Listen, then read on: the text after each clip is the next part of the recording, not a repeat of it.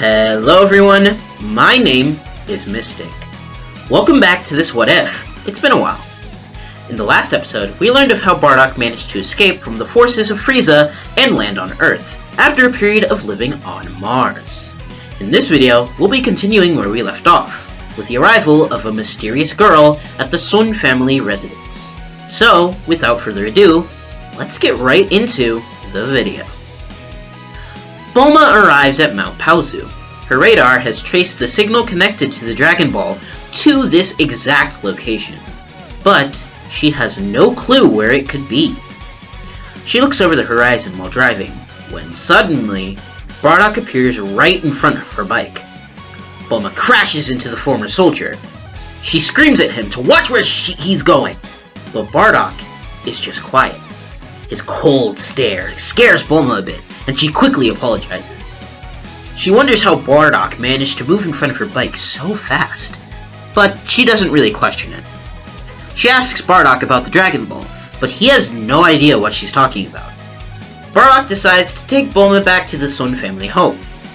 The area has been transformed from the small hut Gohan had lived in with Goku to a bigger house area, and with Onio's modified cabin nearby. Gohan recognizes the Dragon Ball as his prized heirloom that he had planned to give Goku when he got older, but decides that this experience is possibly even more valuable than his heirloom could ever be. Goku still holds the heirloom in high regard though, seeing it as a representation of the relationship between him and his family, and offers to travel with Bulma so he can keep an eye on the heirloom. Bulma quickly agrees, knowing that the journey would be far easier with a bodyguard by her side. Bulma asks Gohan if allowing Goku out into the world is the best idea, but Gohan dismisses Bardock's concerns, saying no one on Earth would realize he's an alien. Goku begins his journey with Bulma. The original journey to discover the Dragon Balls goes very similarly to how it did in canon, although Goku has a significantly easier time facing many of the foes he faces originally. He befriends Oolong, he meets with Roshi and agrees to train under him, and even manages to beat up Yamcha, befriending him in the process. Goku's journey really shifts at Fry Pan Mountain, the residence of the Ox King. Recognizing Goku as his old friend's grandson, Ox King asks Goku to find someone able to put out the fires of Fry Pan Mountain, if only temporarily. Goku also meets Chi-Chi here, and she very quickly falls for Goku in this timeline as well. However, because of the better education provided by all three of his guardians throughout his childhood, Goku in this scenario is a lot more intelligent, although somewhat still the same Goku we know and love, a goofy idiot. So, when she asks to marry him, he actually understands what this means. Goku at first refuses, since he had just met Chi-Chi, but her adamant attitude quickly wins him over. He makes a compromise, and begins dating her until they're old enough to actually legally get married.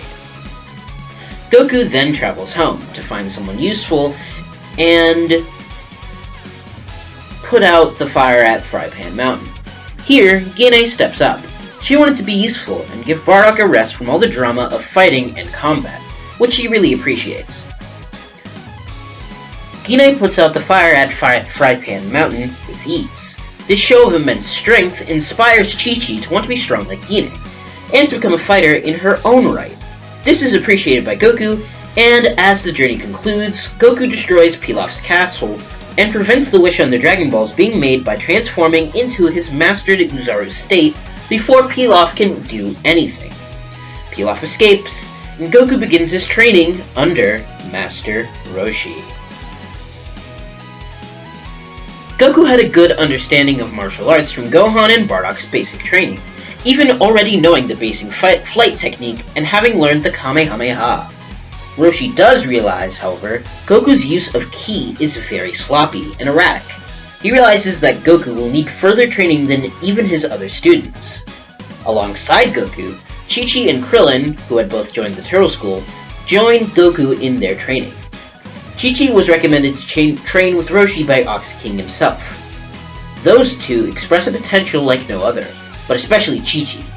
Within her spirit, Chi-Chi holds an unrefined power. Roshi remembers Ox King also holding a similar power while training, but he was never really able to properly access this strength, nor was Roshi able to help him train to control it. He has high hopes for the far more gentle-natured Chi-Chi, however. Launch is also present at the Turtle School at this time, but she really isn't as involved with the lives of the Z Fighters as before, because, well, Goku and the gang are much more focused on real, actual training than the training shown in canon where they mostly hone their physical bodies. 4 months pass, about halfway through their training regime. Goku and his friends have reached heights previously thought impossible for their age. The group is nowhere near at the peak of their training, however. The group takes a break in their training, with Roshi feeding them their lunch. Goku hunts for the group, finding fish and meat for them. However, one day, another group arrives at Kame House in the inland location Roshi had relocated it to for their training. Pasta and Bongo arrive, and assesses the situation. Roshi, Goku, Chi-Chi, and Krillin all look on at the people. Pasta introduces herself. Hello, my name is Pasta. I'm looking for something. Have you seen a sphere with stars on the inside? They glow a little? Roshi immediately sensed something wrong, an evil presence emanating from Pasta's shirt. He quietly told Krillin and Chi-Chi to run inside, but Goku refused when told to. Pasta sees this and drops the act, rushing in to fight the old man and the child. Bongo pushes past them and rushes inside, finding Chi-Chi and stealing from her the 2 Dragon Balls that she and Goku had kept after Pilaf was defeated, the 4-star and 3-star balls respectively. Pasta manages to hold off Roshi and Goku at once, summoning a mysterious dark power Roshi had sensed.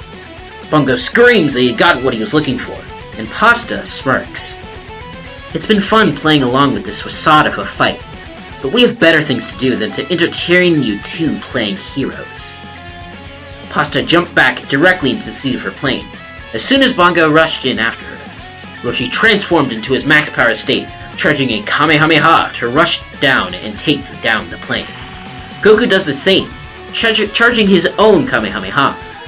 However, the plane rushes off faster than the Kamehameha can reach. The two are left exhausted and dumbfounded. But Roshi smiled. This was an opportunity like no other, a chance to show the progress of his students' training out in the real world. He was confident they would be able to, together, take down whatever evil force threatened Earth this time. While cleaning up from the scuffle, Krillin finds a golden coin on the ground, one saying it was made in the land of Gurumes. This is all the information that the group needs to begin their journey. After a quick meal, and as the group arrives at the land of Gurumes, they immediately decide to split up. Goku decides to gun straight for the castle, with Chi-Chi following closely behind, while Krillin sits back and meets Pansy and her father, alongside the villagers. Here, he learns of the land's overabundance of resources, specifically that of the blood rubies. The king is consumed by his greed, and follows the whims of Pasta to a T. Goku and Chi-Chi find the two within the palace, having a large feast to satiate the newfound hunger of King Gurumes. The couple is appalled at the sight, especially Goku. Tons of food is going to waste, with Gurumes' sloppy eating leaving pounds upon pounds of food wasted on the ground. And yet his country is too poor to actually feed their citizens? Goku is enraged at the sight of wasted food, and rushes in against Gurumes. The fight isn't Goku's favor at first, with his strikes knocking the king over from his seat. It seems that with his anger and his full stomach, Goku released a bit more of his power. However, Gurumes was unrelenting. His large stature was not purely for show. As soon, he began to absorb the attacks left and right. Goku was left on the back foot, with his strength seemingly not being enough. Meanwhile, Chi-Chi struggles to fight off Pasta on her own, who previously had even defeated Roshi and Goku together. However, Chi-Chi notes that for some reason she feels weaker than before. As she fights, Pasta seems to be focused on reaching a specific area of the throne room, one where a sealed box lays. Chi-Chi does her best to prevent her from reaching this area, but just as Pasta reaches the sealed box, Krillin crashes through the wall, kicking Pasta in the face. Out of the box spills several crimson gems, as well as the Dragon Balls themselves. Pasta is on the back foot, facing both Krillin and Chi-Chi at the same time. She calls her Bongo, but Krillin smiles. He'd defeated that mook a while ago. After he'd threatened the village of people, Krillin was asking for information. There, he'd learned about the valuable and powerful blood rubies that are naturally produced by the land. Those were the key to the power of the Gurumes army. However, Pasta was on short supply of the blood rubies due to overmining of the resource, and had attempted to find the Dragon Balls in an attempt to supplement the lack of blood rubies. Krillin and Chi-Chi worked together to fight off the secret mastermind, defeating Pasta with a duo punch! However, the two failed to realize a presence approaching the case full of rubies and Dragon Balls. Gurumes and Goku are continuously fighting, completely stalemating each other. Goku can't do any meaningful damage to Gurumes due to his durability, while Gurumes can't do any meaningful damage to Goku due to his own weakness. Gurumes is getting frustrated, ripping off his clothes and rushing towards the case. His hunger blinds him and increases his speed to reach his prey, as he eats the Dragon Balls and the remaining blood rubies. A dark, overwhelming pressure fills the room, as Goku realizes it's far too late. The blood rubies have increased the power of Gurumes to the point where everyone together wouldn't even be enough to stop him. Krillin resigns to his fate, as the monster Gurumes roars out in hunger. He's completely lost it, too far gone to even still be considered human. Chi-Chi clings to Goku in fear. The monsters roar, shaking the entire castle, crumbling pillars around the fighters. Goku nearly resigns himself to fate, but Chi-Chi looks at him in the eyes. That face of fear, of trust. He can't let her down. Goku pumps himself up. He trains with two of the strongest people in the world, teaching him their methods of both spiritual and physical strength. Those clashing ideas in the past served only to confuse him, to make him entirely unsure as to what path he should take. But he knew now what to do. Goku gathered all his ki into his fist, as if he were charging Kamehameha, but with one hand. He'd had a much better grasp on controlling his ki through his training with Gohan and Bardock, while his physical toughness and spiritual control had been trained through Roshi. This balance allowed Goku to tap into a latent power he'd never been able to tap into before. Gurumes rushed forward like a beast, stumbling and crashing through the room.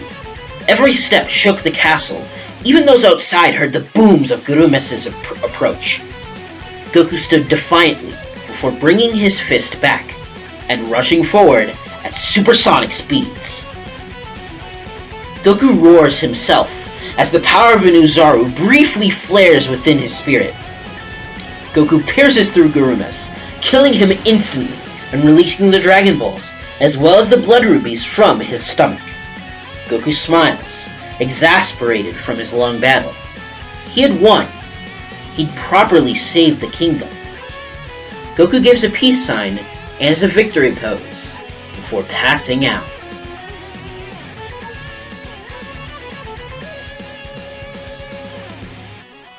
As Goku awoke, Krillin, Chi-Chi, and Gine were standing over him. Gine hugged her son, glad he was actually okay after exerting so much power to defeat the monster who haunted the halls of the castle. Bardock and Gine could sense Goku's battle from all the way at Mount Paozu, having honed in their key sensing abilities over the years.